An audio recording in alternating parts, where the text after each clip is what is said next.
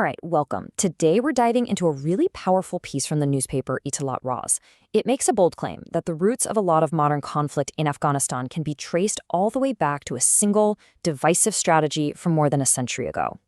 So how is that even possible? Can a political blueprint from, 130 years ago really still be defining a nation's destiny? Well, that's exactly what we're going to explore. The author of this piece argues that this old playbook didn't just disappear. It actually created these deep fractures in society that are still causing problems today. So where does this all start? The article points the finger at one specific historical figure, Amir Abdur Rahman Khan. It basically calls him the architect of a whole new political system in Afghanistan, a system that was, from its very core, designed to be divisive. Okay, so to really get what the article is saying, we need to understand this key phrase it uses, the geopolitics of domination. Sounds intense, right? Basically, the author uses this to describe a strategy for building a state. But instead of uniting people, the goal was control. And how did it work? Through a powerful central army, and, crucially, by turning different ethnic and regional groups against one another.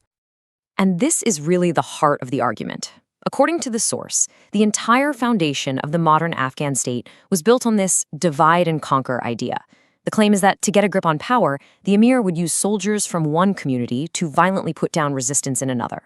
And you can imagine that kind of strategy just embeds these really deep, lasting resentments right into the fabric of the country. So how did this policy of domination play out in reality? Well, according to the article, we're not talking about a few isolated incidents. This was a massive, widespread campaign of suppression that touched almost every corner of the country and affected tons of different groups. The article breaks it down into a two-part strategy. First, you had the economic squeeze. Super heavy taxes were put on pretty much everyone, except, as the source points out, the emir's own tribe. And second, you had brute force. If anyone dared to protest the taxes or his role, they were met with an incredibly swift and violent military crackdown. We're talking executions, the whole deal.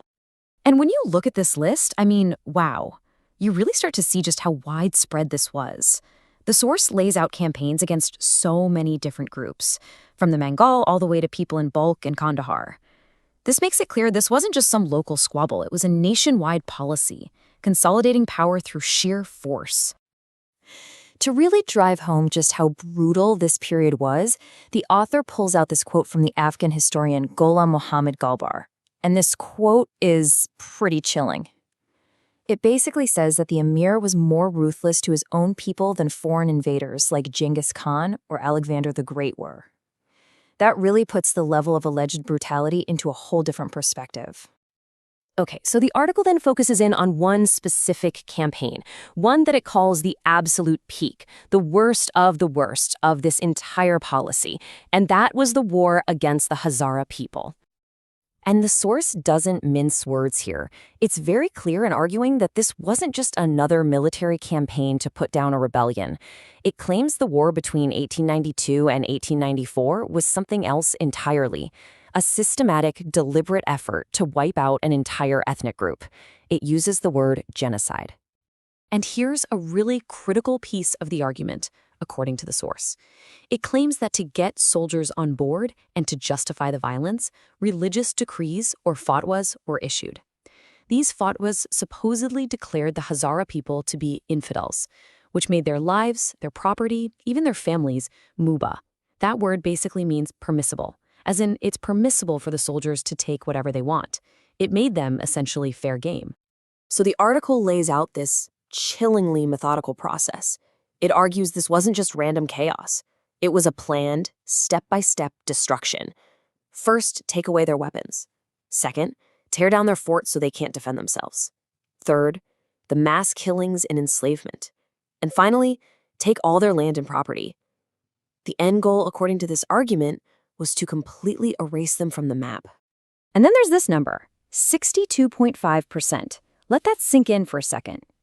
The source cites a researcher who estimated that nearly 2/3 of the entire Hazara population was wiped out during this time, whether through direct killing, starvation, or being sold into slavery. It's an absolutely staggering figure. Okay, so you might be thinking, this is horrible history, but it was over a century ago. Why does it matter now? Well, this is the main point of the whole article. It's all about connecting that past directly to the problems, the conflicts, and the inequalities that Afghanistan is dealing with right now in our time. The key argument here is that even though the worst of it, like slavery, was officially banned in 1919, the foundation of the house was still rotten. The underlying power structure, this system of ethnic discrimination, didn't just disappear. The source argues it was baked so deeply into the system that it just kept going, shaping Afghan society long after the Amir was gone. And this timeline really helps connect the dots. It's fascinating and a little bit shocking. You can literally see a straight line from land being taken away in the 1890s to modern-day court cases in the 2000s, where people are still using the Amir's old decrees to argue over that same land. The article even connects this long history of marginalization to very recent stuff, like the big controversy over the two-tap power line and where it was routed. Yeah, and this chart just lays it out so clearly. On the left, you've got the policies from back then, and on the right, you have what the article calls their modern-day echoes. Land disputes based on ethnicity? Still happening. Exclusion from power? Still a huge issue. Targeted violence? Unfortunately, still a reality. The source's whole point is that this old playbook is not just history, it's still in use. So, after laying out this pretty heavy historical analysis, what's the solution? Where do you go from here? Well, the last part of the article shifts gears from talking about the problem to proposing what to do about it. The author's conclusion is pretty clear. You can't have real peace or unity until you honestly deal with this past. And they don't just leave it at that. They suggest some really concrete steps. We're talking about an official government apology, legally canceling all those old discriminatory decrees, paying reparations, and the big one, completely rebuilding the state on a new foundation of equal citizenship for everybody, regardless of their background. And to wrap it all up, the article leaves us with this powerful idea, often associated with the reconciliation process in South Africa. It forgives, but it never forgets. The message is that yes, the goal is to forgive and build a future together, but you can't get there by just pretending the past didn't happen. You can't just erase that memory. And that really leaves us with a huge question, one that goes way beyond just this one article or this one country. How does any nation come to terms with its most painful moments to build a better, more united future?